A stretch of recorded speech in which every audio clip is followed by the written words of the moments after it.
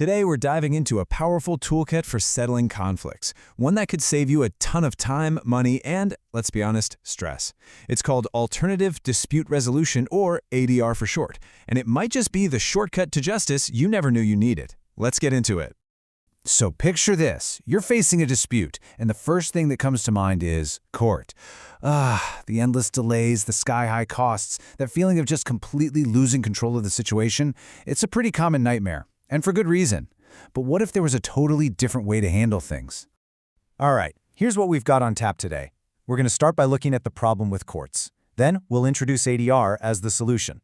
After that, we'll open up the ADR toolkit to see what's inside, weigh the good against the bad, and finally, take a peek at the future of justice. Let's do this.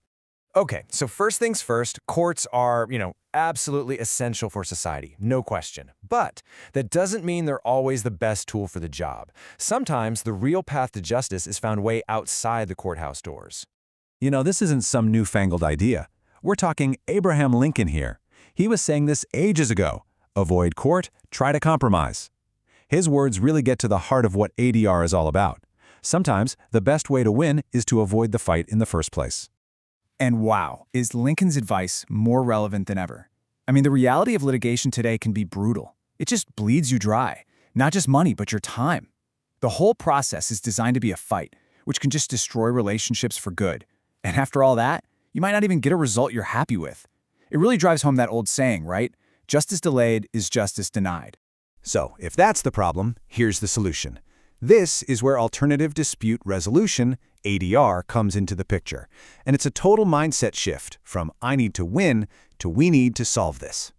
Yeah, a way that's usually way faster, way cheaper, and crucially, gives you more say in how things end up. A way that's all about working together instead of tearing each other down.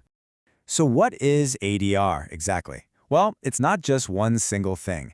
Think of it as a whole menu of options for settling a dispute without going to court. The big themes here are speed and collaboration. And because you're not stuck with all the rigid rules of a courtroom, you can come up with really creative solutions that a judge might never even think of. So, what's actually in this ADR toolkit? Well, it's definitely not a one-size-fits-all deal. Different problems need different tools, and picking the right one is absolutely key. Okay, first up in the toolkit, arbitration. This one is probably the most formal of all the ADR methods. You can almost think of it as a private court. So here's how it works. Both sides agree to lay out their case for a neutral person called an arbitrator. This person, who's often an expert in whatever the dispute is about, listens to everybody and then makes a decision. That decision is called an award. And here's the kicker. That award is often legally binding. It has the same weight as a judge's ruling. But what if you're thinking, wait a minute, I don't want a stranger making the final call for me. What if you want to be the one to find the solution? Well, that brings us to our next tool, mediation. Now this is a total power shift. In mediation, that neutral third person is a facilitator, not a judge. Their job is to guide the conversation, help you see the real issues, and find that common ground so you can negotiate your own solution.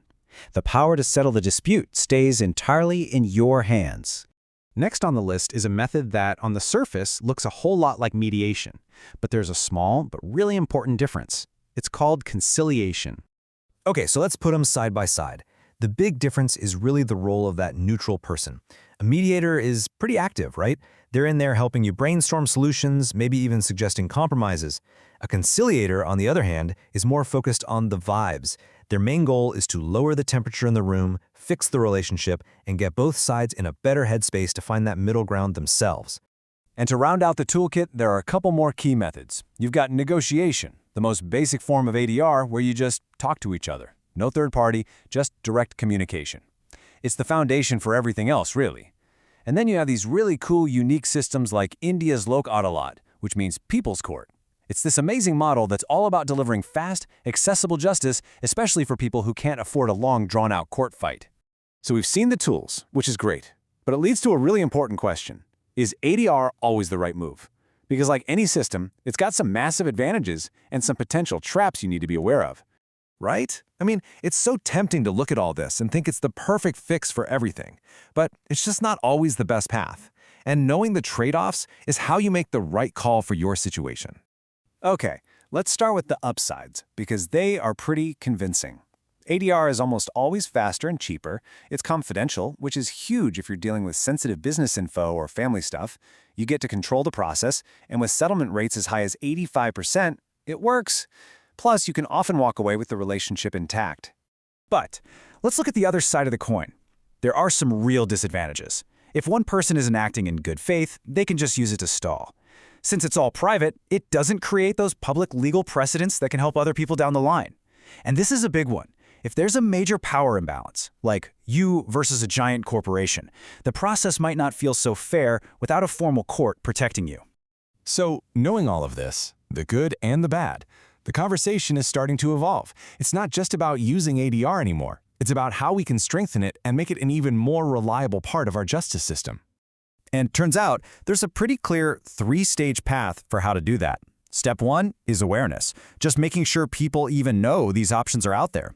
Step 2 is acceptance. That means top-notch training for mediators and arbitrators so everyone trusts the process. And step 3 is implementation, getting judges trained to spot the cases that are just perfect for ADR right from the get-go. And there are other really concrete ideas for improvement too. Just imagine having mediation centers in every single district, available to everyone, not just people in big cities. Imagine a system where the decisions are more consistently binding, and you can't just delay things with endless appeals, the very thing ADR is trying to solve. That's the vision.